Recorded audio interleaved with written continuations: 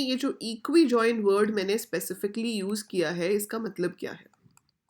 ठीक है, इसका मतलब क्या है? सो इक्वी जॉइन का जो मतलब है that is a join based on the condition of equality, and this is the most common type of join you have.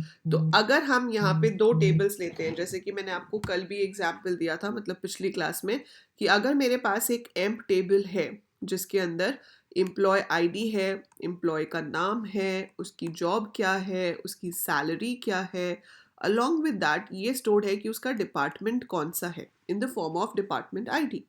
So if the employee ID is 101, 102, 103, name is A, B, C, job भी कुछ है, salary भी कुछ है, ये काम करता है डिपार्टमेंट 20 में, ये 10 में, 20 में, और ये फिर से 10 में. And I have one more table that is department, right. इसके अंदर भी मेरे पास कुछ कॉलम्स हैं, जैसे कि डिपार्टमेंट आईडी है, डिपार्टमेंट का नाम है. I have two departments, 10 which is accounting, I have 20 which is marketing.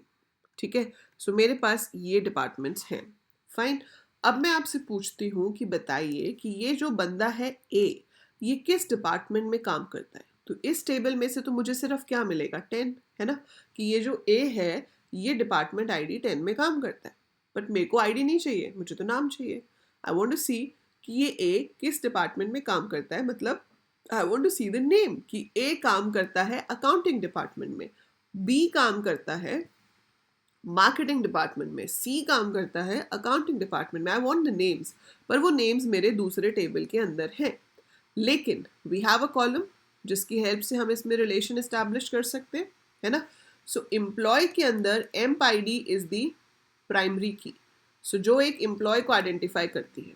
यहाँ पे department ID is your primary की, जो एक डिपार्टमेंट को आइडेंटिफाई करता है.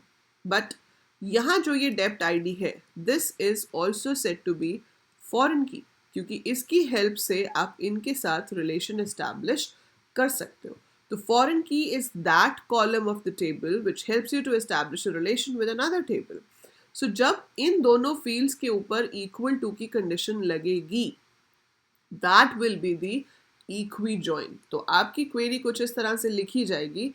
आप लिखेंगे सिलेक्ट, आपको एम्प्लॉय का नाम चाहिए, आपको उसकी जॉब चाहिए, आपको उसके डिपार्टमेंट का नाम चाहिए. कहाँ से चाहिए? दो टेबल्स में से, फ्रॉम एम्प कॉमा डिपार्टमेंट. ठीक है, so from emp comma department. I hope ये मेरे पीछे नहीं आ रहा है. Let me write it on the next line. ठीक है, so from emp comma department. So मैंने लिख दिया यहाँ पे फ्रॉम एम्प कॉमा डिपार्टमेंट.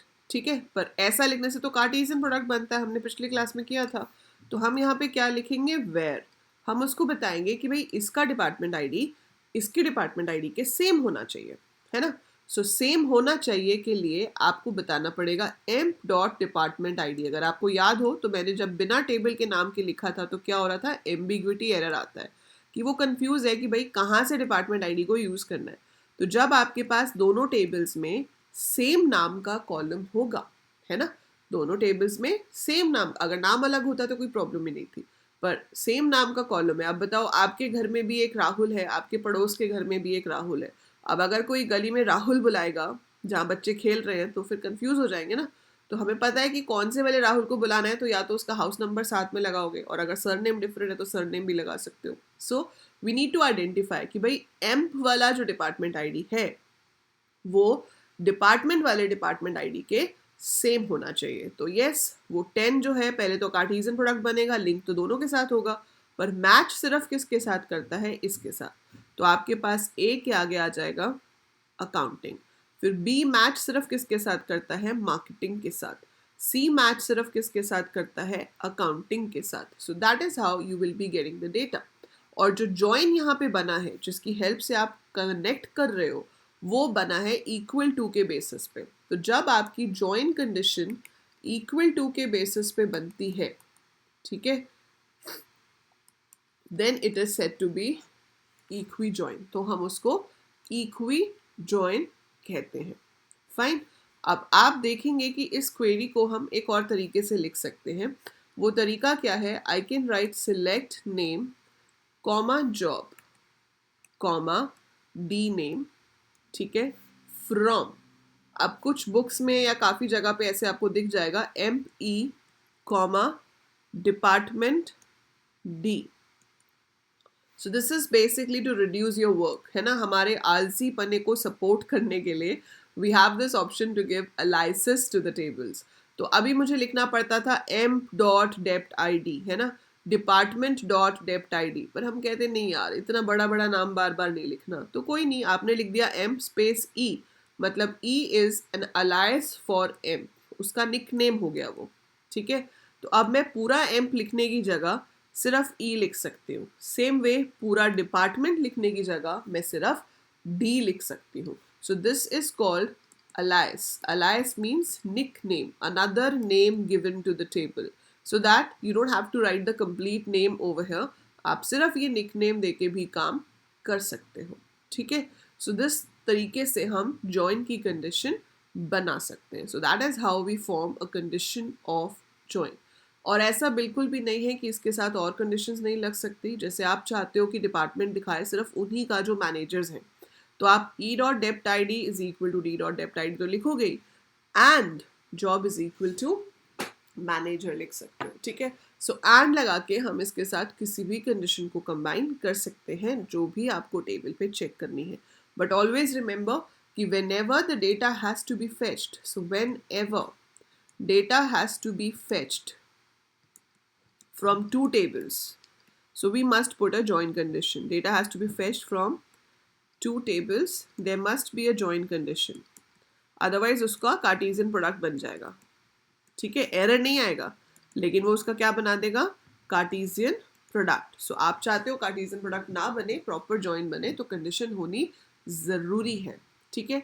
इसके ऊपर पेपर में क्वेश्चंस कैसे आते हैं उसकी मैं आपको भरपूर प्रैक्टिस कराऊंगी। We will be doing lot of practice. So recorded videos जो हैं आपकी वो आपको मिलेंगी इसी चैनल पे। मैं भी आपको ये रन करके भी दिखाती हूँ, I will execute this and show you. But before that इसकी प्रैक्टिस कैसे करेंगे, इसकी रिकॉर्डेड वीडियोस भी अपलोड होंगी, ठीक है। लास्ट में आप देखेंगे जब ये वीडियो खत्म होगी तो एक मैंने प्लेलिस्ट का लिंक भी दिया हुआ है क्वेश्चन बैंक करके, उसमें ऑलरेडी इसके सैम्पल क्वेश्चंस हैं। करने के लिए what do we have to do, we have to have two tables, right. So पहले मैं यहाँ पे डेटाबेस देखती हूँ कि मेरे पास कौन सा है। सो यूज स्कूल है, मैंने यहाँ पे लिखा show tables, I have only one table. चलो देख लेते हैं क्या है इस टेबल में। Describe student, so I have all this. अगर मैं इसमें डेटा देखना चाहूँ तो मैंने लिखा select star from student, so I have this data, ठीक है। ये डेटा मेरे पास है। अब मान लो कि इसी के अंदर एक और टेबल है लाइब्रेरी करके। सो लाइब्रेरी के अंदर मेरे पास बुक आईडी है, ठीक है। सो बुक आईडी है जो कि ये बताती है कि बुक का आईडी क्या है, बुक का टाइटल क्या है वो मैंने ले लिया यहाँ पर, ठीक है। बुक का टाइटल ब्लैंक नहीं होना चाहिए, so it should be not null. So book ID हो गया, बुक का टाइटल हो गया, बुक की मान लो कॉस्ट हो गई, ठीक है। अब इसके आगे उस स्टूडेंट का एडमिशन नंबर है जिसको ये बुक इशूड है। सो जिस स्टूडेंट को हमने ये बुक इशू की है उसका एडमिशन नंबर हम यहाँ पे स्टोर कर रहे हैं ताकि दोनों टेबल्स आपस में लिंक हो सके, ठीक है। अगर आप यहाँ पे इसको फॉरेन की बनाना चाहते हो तो आप यहीं पे लिख सकते हो फॉरेन की। फॉरेन की है and it is referencing what, references, ठीक है। यहाँ पे ये डिपेंड करता है कि हम कहाँ पे काम कर रहे हैं, तो you have to mention references what, it references admission number of which table, student table. अब मैं एक बार इसका सिंटेक्स देख लेती हूँ, शायद ये यहाँ पे काम नहीं करे बिकॉज MySQL और Oracle का थोड़ा सा डिफरेंट होता है and when you are working in both तो you might get confused, yes. So इसमें ऐसे नहीं लिखना है, इसमें शायद हम स्टूडेंट पहले लिखेंगे, एडमिशन नंबर बाद में लिखेंगे, तो कोई बात नहीं। Let's write this command again and so I can give student and bracket में एडमिशन नंबर। सो आप अपने वाले पे चला के देखना, मुझे बताना हाउ इज इट वर्किंग। मेरे पे ये अभी नहीं उठा रहा है, ठीक है। सो it should have picked like this but it is not picking it the way it should. आप इसको बाद में ऑल्टर की से भी ऐड कर सकते हो। So I will show you alternate, मतलब ऑल्टर टेबल से कैसे ऐड करते हैं, बट मान लेते हैं चलो अभी हम इसको फॉरेन की नहीं देते, let's just make the table right now, ठीक है, so we have just created the table. So table is created. इसमें अभी कोई डेटा नहीं है, तो मैंने यहाँ पे डेटा इंसर्ट करना है. तो मैंने लिखा insert into library values. Insert into library values. तो मैंने बुक क्रिएट की, लेट्स से 11. टाइटल है इसका पाइथन प्रोग्रामिंग या सिर्फ Python. Then I have given the cost of the book, और मुझे यहाँ पे स्टूडेंट आईडी बताना है जिस स्टूडेंट को ये बुक इशूड है. तो हमारे पास एडमिशन नंबर है 120, 121 and all. Let's say it is issued to 125. So मैंने ये वाली बुक इशू कर दी 125 वाले स्टूडेंट को. ऐसे ही मैंने एक और एंट्री कर दी कि भाई ये बुक है 12, ठीक है, और इसका नाम है C++, और ये इशूड है 121 वाले स्टूडेंट को, ठीक है. Now, if you write select star from library, so I have these two books. If I write select star from student, so we have this.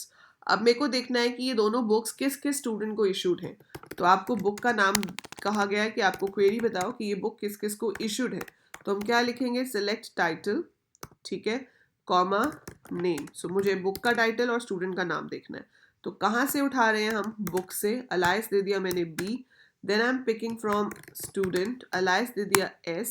And then I write a condition कि where B में जो admission number है वो S के admission number के same होना चाहिए. सो अगर दोनों का एडमिशन नंबर सेम है तो ही हम उसको शो करेंगे. अच्छा, बुक नहीं है, library is name of the table, ठीक है.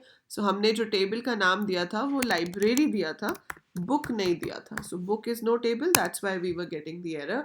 सो हमने उसको चेंज करके लाइब्रेरी कर दिया, and you see this is your result. So title है पाइथन. पाइथन किसको इशूड है, महिमा को. कैसे पता चला उसे, उसने पाइथन में से उठाया 125, यहाँ पे आके 125 मैच किया, इट मैचेस विद महिमा. Then C++ is issued to 121. 121 कौन है, Arjun. So that's why we are getting this result, and this is how you make joins, है ना. So इस तरीके से हम एक टेबल को दूसरे टेबल के साथ लिंक करके डेटा फेच कर सकते हैं. सो मैं आपको ऐसे और बहुत सारे क्वेश्चंस प्रैक्टिस कराऊंगी. अभी आप पहले इतना खुद से ट्राई करके देखो. एंड फॉरेन की जो है वो कैसे ऐड करते हैं, उसके लिए I add an exclusive video जिसमें मैं आपको सिर्फ फॉरेन की क्रिएट करना सिखाऊंगी, ठीक है. So you will be working with that to.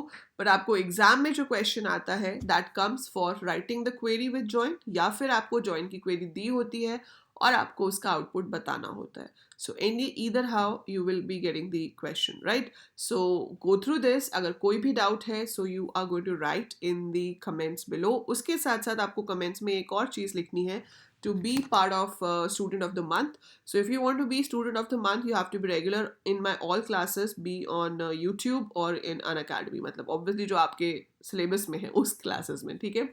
So उसमें आपको regular होना है और आपको answer भी देना है of the question which I ask in every video. So the question for today is, how would you define equijoint? अगर आपसे definition पूछ ली जाए कि भाई equijoint क्या होता है, what is equijoint? So आप उसकी definition कैसे लिखेंगे? How would you define equijoint? So that is what you have to write in comments for today. And that's it for this video. I'll be uploading more and we'll see you tomorrow in the live class at 11:30. तो 11:30 बजे मिलते हैं live class में. Otherwise video तो आपको channel पे मिल ही जाएगी. And that is it for now. Stay home, stay safe, take care.